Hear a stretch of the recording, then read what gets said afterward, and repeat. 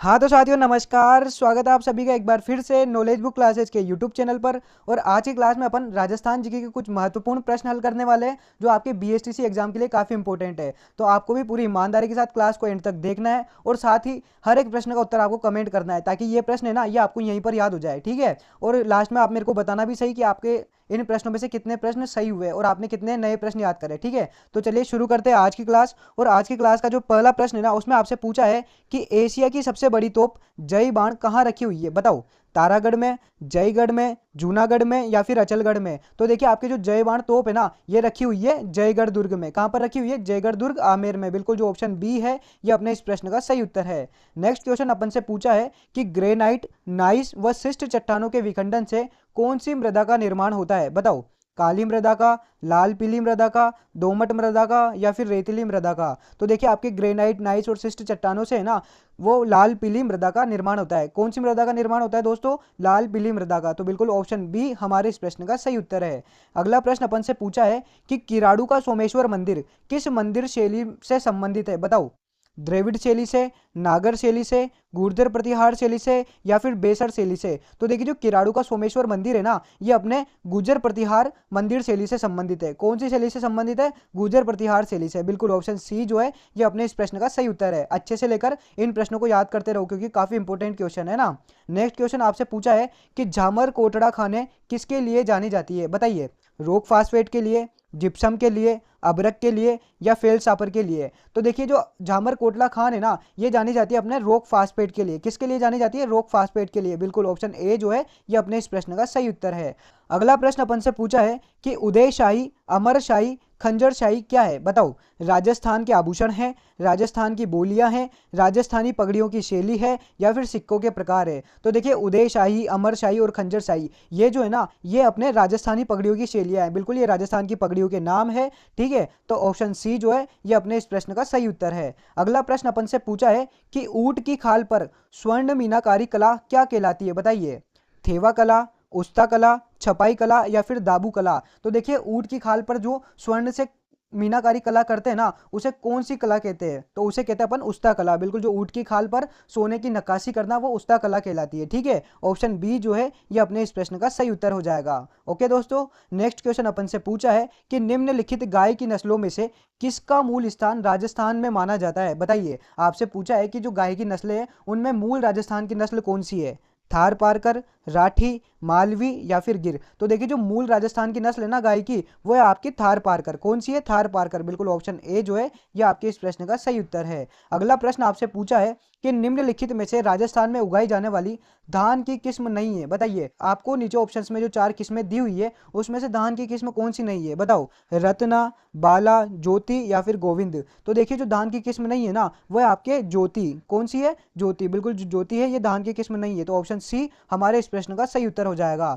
अगला प्रश्न आपसे पूछा है कि आदिवासियों का कुंभ कहा जाने वाला बेणेश्वर मेला किस जिले में लगता है। बताओ, डूंगरपुर में, बांसवाड़ा में, प्रतापगढ़ में या फिर झालावाड़ में। तो देखिए आदिवासियों का कुंभ जो बेणेश्वर मेला है ये बढ़ता है आपके डूंगरपुर में। कहां पर बढ़ता है? डूंगरपुर में। बिल्कुल ऑप्शन ए जो है ये अपने इस प्रश्न का सही उत्तर हो जाएगा। डूंगरपुर में जो त्रिवेणी है वहां पर ये मेला बढ़ता है। ठीक है। नेक्स्ट क्वेश्चन आपसे पूछा है कि दूधवा खारा आंदोलन किस रियासत से संबंधित है। बताओ, अलवर से, बीकानेर से या फिर जोधपुर से। तो देखिए जो दूधवा खारा आंदोलन है ना, ये संबंधित है आपके जोधपुर रियासत से। कौन सी रियासत से संबंधित है? जोधपुर रियासत से। बिल्कुल सही दोस्तों, ऑप्शन सी जो है ये अपने इस प्रश्न का सही उत्तर है। अगला प्रश्न अपन से पूछा है कि अमर सागर पवन ऊर्जा परियोजना किस जिले में स्थित है। बताइए, जोधपुर में, बीकानेर में, बाड़मेर में या फिर जैसलमेर में। तो देखिए अमर सागर पवन ऊर्जा परियोजना है ना, ये स्थित है आपके जैसलमेर में। कहां पर स्थित है? जैसलमेर में। बिल्कुल ऑप्शन डी अपने इस प्रश्न का सही उत्तर है। और अगला ही प्रश्न अपन से पूछा है कि संत माऊजी किस संप्रदाय के प्रवर्तक थे। बताइए, जो संत माऊजी है उन्होंने कौन से संप्रदाय का प्रतिपादन किया था?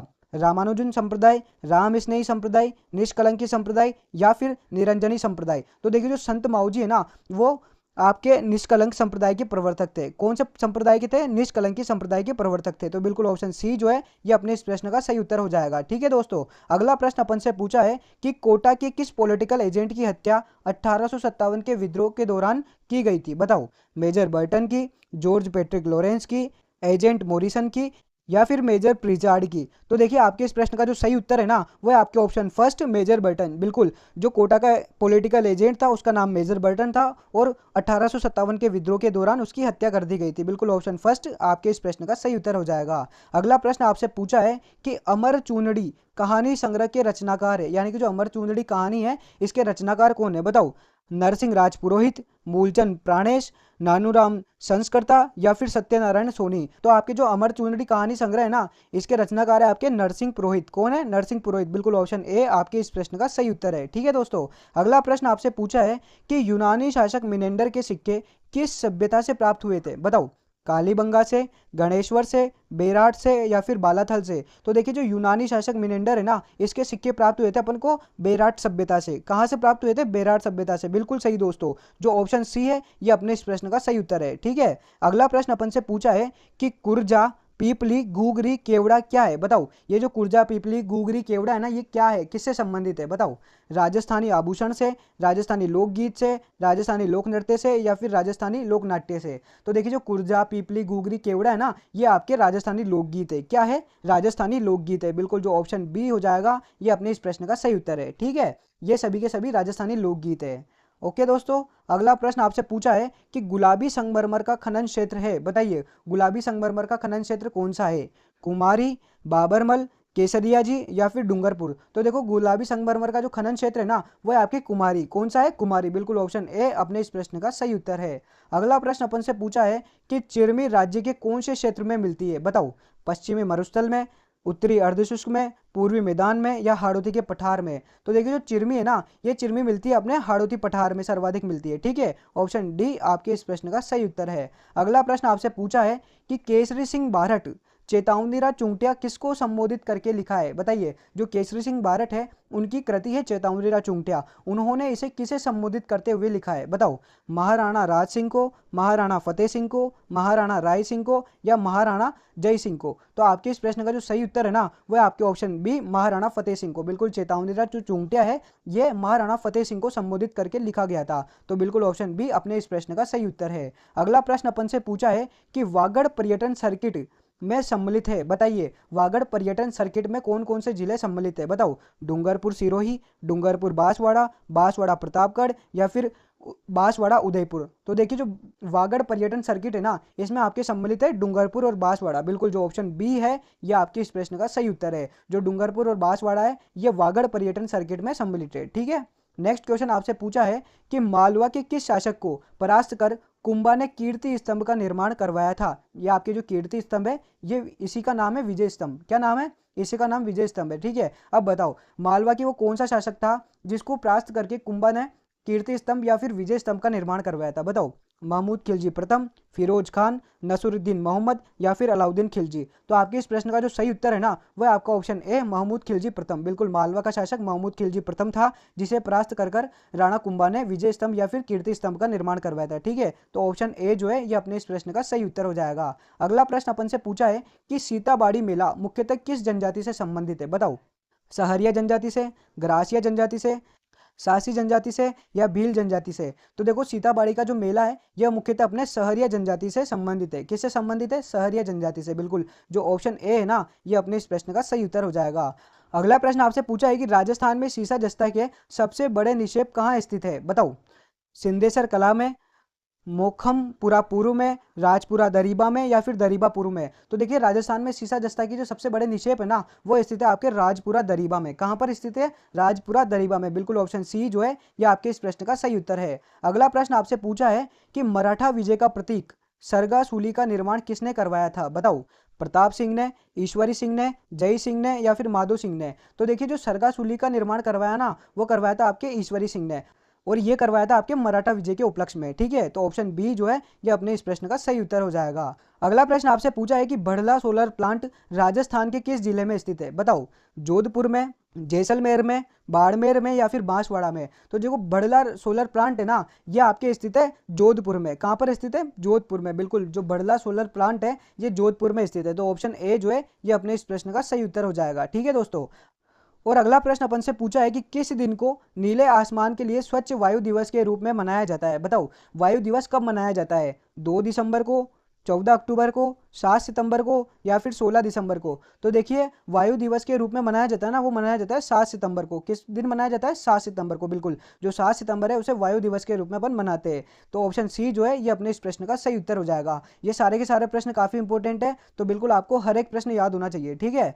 अगला प्रश्न है कि निम्नलिखित में से कौन सी योजना राज्य सरकार द्वारा पूर्णतः वित्त पोषित नहीं है, यानी कि जो पूर्णतः राज्य सरकार नहीं चला रही है, बताइए वो कौन सी है? घर घर औषधि योजना, निरोगी राजस्थान, मुख्यमंत्री निशुल्क दवा योजना, या फिर मुख्यमंत्री बाल गोपाल योजना? तो आपके इस प्रश्न का जो सही उत्तर है ना, वह आपके ऑप्शन सी मुख्यमंत्री निशुल्क दवा योजना है ना, यह राजस्थान सरकार द्वारा पूर्णतः वित्त पोषित नहीं है, ठीक है। तो ऑप्शन सी हमारे इस प्रश्न का सही उत्तर है। अगला प्रश्न आपसे पूछा है कि निम्नलिखित में से किस वन्य जीव को दौसा जिले का शुभंकर घोषित किया गया है? बताइए, खरगोश को, पंचीरा को, जांगिल को, या फिर किलकिला को? तो देखिए आपके जो दौसा जिले का शुभंकर है ये घोषित किया गया है खरगोश को। किसको घोषित किया गया है? खरगोश को, बिल्कुल। ऑप्शन ए जो है ये अपने इस प्रश्न का सही उत्तर हो जाएगा। अगला प्रश्न अपन से पूछा है कि उड़ान योजना के तहत प्रति माह कितने सैनिटरी नैपकिन प्रदान किए जाते हैं? बताइए, 8, 10, 12 या फिर 14? तो देखिए उड़ान योजना के तहत ना एक महीने में आपको 12 सैनिटरी नैपकिन प्रदान किए जाएंगे। कितने नैपकिन प्रदान किए जाएंगे? 12, बिल्कुल। ऑप्शन सी जो है ये आपके इस प्रश्न का सही उत्तर है। अगला प्रश्न आपसे पूछा है कि 7वें संविधान संशोधन अधिनियम 1956 की धारा के अनुसार एक व्यक्ति को 2 या अधिक राज्यों का राज्यपाल नियुक्त किया जा सकता है। यानी कि आपसे पूछा है कि 7वें संविधान संशोधन अधिनियम 1956 की कौन सी धारा के अनुसार एक व्यक्ति को 2 या 2 से अधिक राज्यों का राज्यपाल बनाया जा सकता है? बताइए, धारा 4 के अनुसार, धारा 3 के अनुसार, धारा 6 के अनुसार, या फिर धारा 2 के अनुसार? तो आपके इस प्रश्न का जो सही उत्तर है वो हो जाएगा आपके ऑप्शन सी, धारा 6 के अनुसार, बिल्कुल। धारा 6 के अनुसार एक व्यक्ति को 2 या अधिक राज्यों का राज्यपाल नियुक्त किया जा सकता है। तो ऑप्शन सी आपके इस प्रश्न का सही उत्तर है। अगला प्रश्न आपसे पूछा है कि राज्यपाल की उपलब्धियां एवं भत्ते भारित होते हैं, यानी कि राज्यपाल की उपलब्धि और भत्ते कौन भारित करता है? बताइए, भारत की संचित निधि पर, राज्य की आकस्मिक निधि पर, भारत की आकस्मिक निधि पर, या फिर राज्य की संचित निधि पर? तो देखिए राज्यपाल की उपलब्धियां और जो भत्ते हैं ये भारित होते हैं आपके राज्य की संचित निधि पर। किस पर भारित होते हैं? राज्य की संचित निधि पर, बिल्कुल। ऑप्शन डी जो है ये आपके इस प्रश्न का सही उत्तर हो जाएगा। अगला प्रश्न आपसे पूछा है कि निम्नलिखित में से कौन सा दादू पंथ से संबंधित नहीं है? आपसे पूछा है कि जो निम्न 4 ऑप्शन दिए हुए हैं, यानी कि जो 4 जगह दी हुई है उसमें दादू पंथ से कौन सी जगह संबंधित नहीं है? बताइए, अर्ण भवानी, अलख दरीबा, दादू खोल, या फिर नरेना? तो आपके इस प्रश्न का जो सही उत्तर है ना वह आपके ऑप्शन ए, अर्ण भवानी। जो अर्ण भवानी है दादू पंथ से संबंधित नहीं है, बाकी अलख दरीबा, दादू खोल और नरेना ये संबंधित है, ठीक है। तो आपके इस प्रश्न का सही उत्तर हो जाएगा ऑप्शन ए कि जो अर्ण भवानी है ये दादू पंथ से संबंधित नहीं है, ठीक है दोस्तों। अगला प्रश्न आपसे पूछा है कि विश्व विद्यार्थी दिवस कब मनाया जाता है? बताओ, 15 अक्टूबर को, 15 नवंबर को, 15 मई को, या फिर 15 जून को? तो देखिए आपके इस प्रश्न का जो सही उत्तर है ना वह आपके ऑप्शन ए 15 अक्टूबर, बिल्कुल। 15 अक्टूबर को अपन विश्व विद्यार्थी दिवस मनाते हैं, ठीक है। तो ऑप्शन ए अपने इस प्रश्न का सही उत्तर है। ओके दोस्तों, अगला प्रश्न अपन से पूछा है कि भारत में कितने प्रकार के न्यायालय है, यानी कि जो न्यायालय के प्रकार है ना भारत में वो कितने हैं? बताओ, 2, 3, 4 या फिर 1? तो देखिए भारत में अपने 3 प्रकार के न्यायालय है। कितने प्रकार के न्यायालय हैं? 3 प्रकार के, बिल्कुल। ऑप्शन बी जो है ये आपके इस प्रश्न का सही उत्तर हो जाएगा, ठीक है दोस्तों। अगला प्रश्न अपन से पूछा है कि भारत का सर्वोच्च न्यायालय कहाँ स्थित है? बताइए, मुंबई में, दिल्ली में, कोलकाता में, या फिर चेन्नई में? तो जो भारत का सर्वोच्च न्यायालय है ना वो स्थित है आपके दिल्ली में। कहाँ स्थित है? दिल्ली में, बिल्कुल। ऑप्शन बी आपके इस प्रश्न का सही उत्तर है। ओके, नेक्स्ट क्वेश्चन आपसे पूछा है कि किस अनुच्छेद में राष्ट्रपति को समाधान का अधिकार प्राप्त होता है? बताइए, अनुच्छेद 32 में, अनुच्छेद 72 में, अनुच्छेद 74 में, या फिर अनुच्छेद 76 में? तो देखिए राष्ट्रपति को जो समाधान शक्ति का अधिकार प्राप्त है ना ये प्राप्त है अनुच्छेद 72 के तहत। किसके तहत प्राप्त है? अनुच्छेद 72 के तहत, ठीक है। तो ऑप्शन बी जो है ये अपने इस प्रश्न का सही उत्तर हो जाएगा। नेक्स्ट क्वेश्चन आपसे पूछा है कि राजपूताना रेजिडेंसी का मुख्यालय कहाँ था? बताओ, दिल्ली में, माउंट आबू में, अजमेर में, या फिर जयपुर में? तो देखिए राजपूताना रेजिडेंसी का जो मुख्यालय है ना वो स्थित है आपके अजमेर में। कहाँ पर स्थित है? अजमेर में, बिल्कुल। ऑप्शन सी आपके इस प्रश्न का सही उत्तर हो जाएगा। और अगर आपसे क्वेश्चन ऐसे पूछे कि राजपूताना रेजिडेंसी का ग्रीष्मकालीन मुख्यालय कहाँ था, फिर आपको माउंट आबू टिक करना है। और नॉर्मली पूछे ना कि राजपूताना रेजिडेंसी का मुख्यालय कहाँ स्थित था, फिर टिक करना है अजमेर, ठीक है। इन दोनों प्रश्नों में आपको याद रखना है। अगर ग्रीष्मकालीन ऐड होता है तो फिर माउंट आबू जाएगा, ठीक है। अच्छे से लेकर याद रखना। नेक्स्ट क्वेश्चन आपसे पूछा है कि बूंदी की चित्रशैली किसके शासनकाल में फली फूली? बताइए, राव राजा, उमेद सिंह, शिव सिंह, या फिर राव चूड़ा? तो देखिए जो बूंदी की चित्रशैली जिसके शासनकाल में फूली ना उस शासक का नाम था आपके ऑप्शन बी उमेद सिंह। बिल्कुल, उमेद सिंह के शासनकाल में बूंदी की चित्रशैली का उदय हुआ था। ठीक है, तो ऑप्शन बी जो है ये अपने इस प्रश्न का सही उत्तर हो जाएगा। अगला प्रश्न अपन से पूछा है कि भारत छोड़ो आंदोलन के दौरान राजस्थान में प्रमुख केंद्र कौन सा था, बताओ। जयपुर, अजमेर, उदयपुर या फिर सीकर। तो देखिए, भारत छोड़ो आंदोलन के दौरान जो राजस्थान का प्रमुख केंद्र था ना, वो था आपके जयपुर। कौन सा था? जयपुर। बिल्कुल, जो जयपुर है वो राजस्थान का प्रमुख केंद्र था भारत छोड़ो आंदोलन के समय। ठीक है दोस्तों, तो ऑप्शन ए जो है ये अपने इस प्रश्न का सही उत्तर है। और आज की क्लास में दोस्तों फिलहाल अपन इतना ही पढ़ेंगे। बाकी और इंपॉर्टेंट प्रश्नों के साथ मिलते हैं अगली क्लास में। तब तक आप चैनल को सब्सक्राइब करो, क्लास को आपके दोस्तों तक शेयर करो और बताओ कि आपके कितने प्रश्न सही हुए। ठीक है, मिलते हैं अपन अगली क्लास में। तब तक के लिए जय हिंद, जय भारत। एग्जाम के लिए बेस्ट ऑफ लक और धन्यवाद।